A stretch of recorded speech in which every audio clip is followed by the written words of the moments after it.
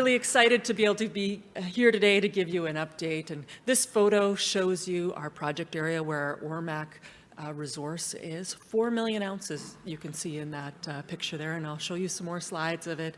But what should jump out is the fabulous infrastructure. That's a main highway through that image. There's a substation right there in that cleared area, and it's very low rolling topography, so very amenable to a potential heap leach mine. As I said, we're starting with 4 million ounces. We put out that resource in this summer. Pretty exciting. That was based on 40,000 meters of drilling from the 900,000 ounce resource that we put out in 2020. So very significant resource growth over the last 2 years. And we continue to focus on that because we believe that this project has tier 1 potential.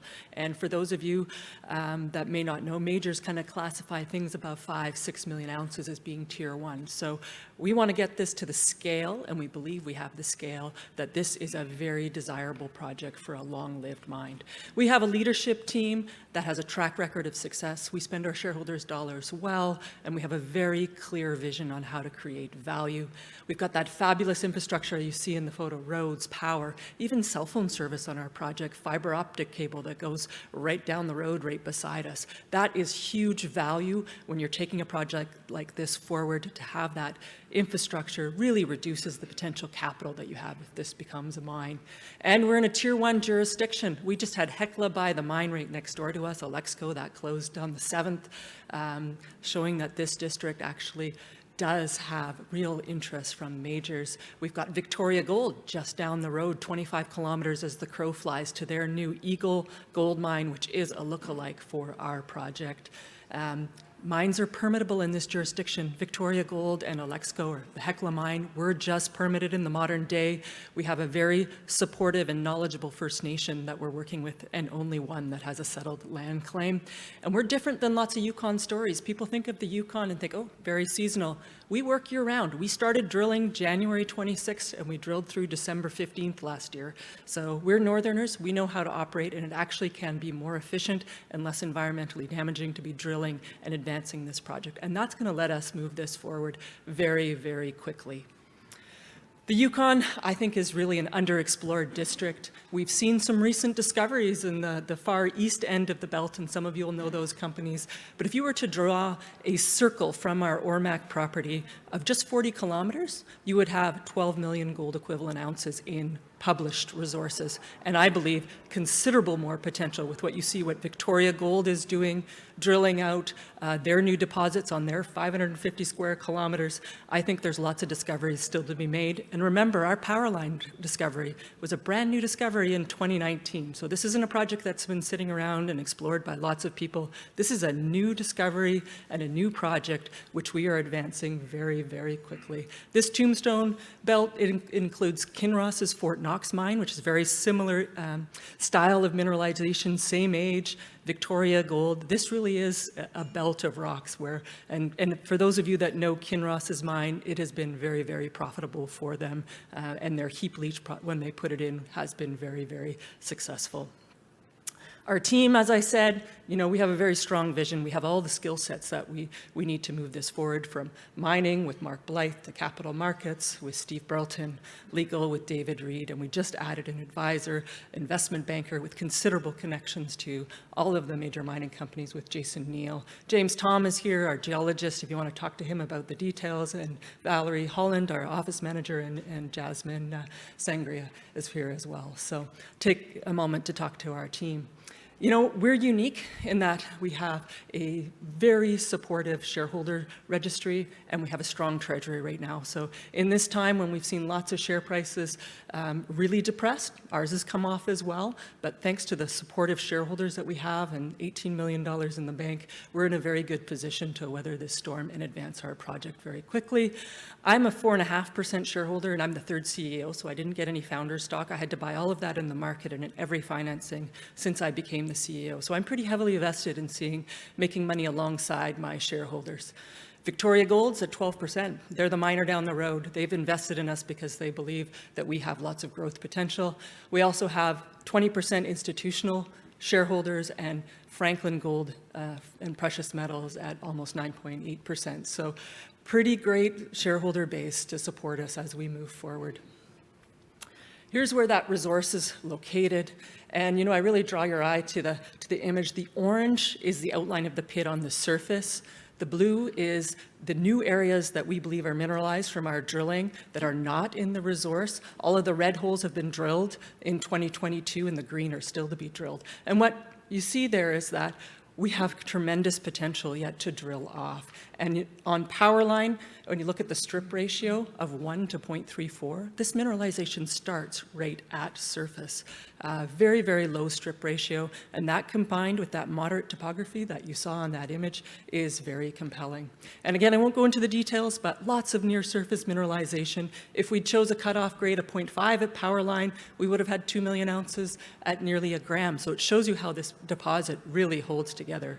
And here, if that works, which it didn't, is just a quick little animation showing you that the extent of the deposit, and underneath the, I don't know if they're going to see it up there to run the video.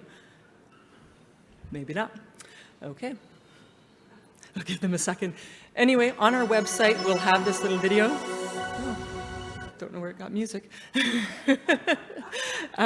There's our Ormac property, 173 square kilometers. There are those resources. To the right is the Oryx Hill. The main one, power line there, that's where that 3 million ounces is, and it's growing very, very rapidly.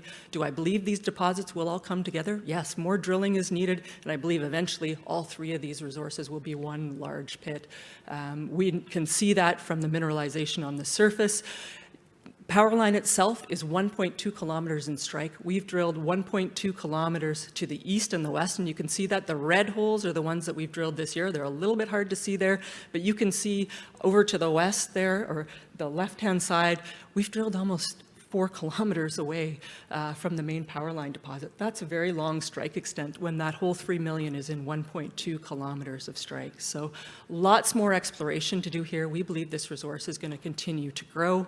We're funded for 60,000 meters of drilling. We're already 38,000 meters in. We're focused on that resource growth and also higher grade near surface areas. We've got 3 drills turning right now, and we believe really our target here is that we can get 6 to 7 million ounces, and that is comparable to Victoria Gold just down the road from us.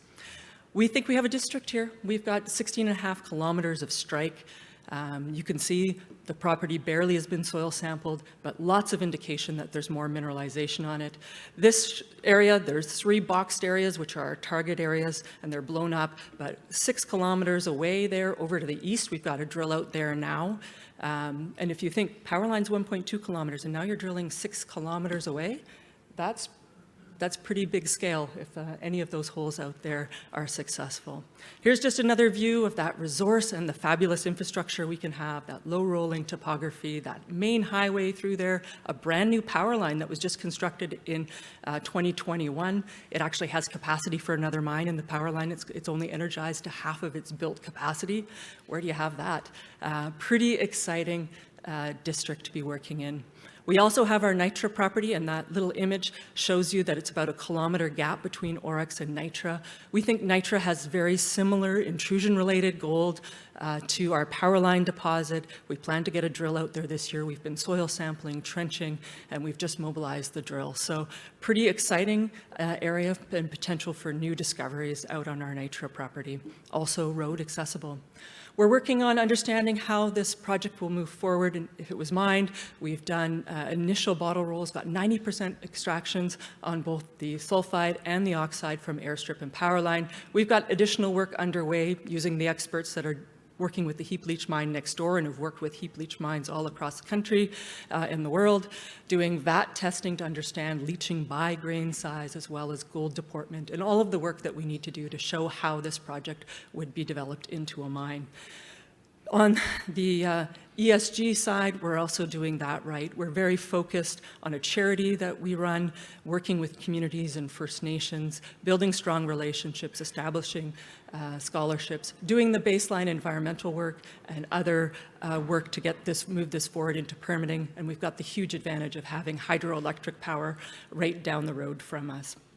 It's been a short journey. You know, we took over this project in 2017. I was a CEO in 2016, moved it forward already to a 4 million ounce resource. We have a very clear vision through 2023 and 2024 of how to update that resource and move it forward into being an economic project.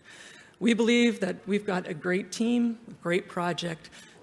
If you look across the world, there aren't very many 6 million ounce projects in permittable jurisdictions where they have existing infrastructure. So we believe that's a threshold for us to aspire to. We're right beside two great miners with a really compelling valuation in this current market, just $15 in enterprise value per ounce. Year-round exploration is going to be a huge advantage to us, and look forward to lots of news flow as we start to bring those results out to the market through this year, both increasing the ounces and the quality of the ounces that we have. So thank you for your time, and come and talk to us.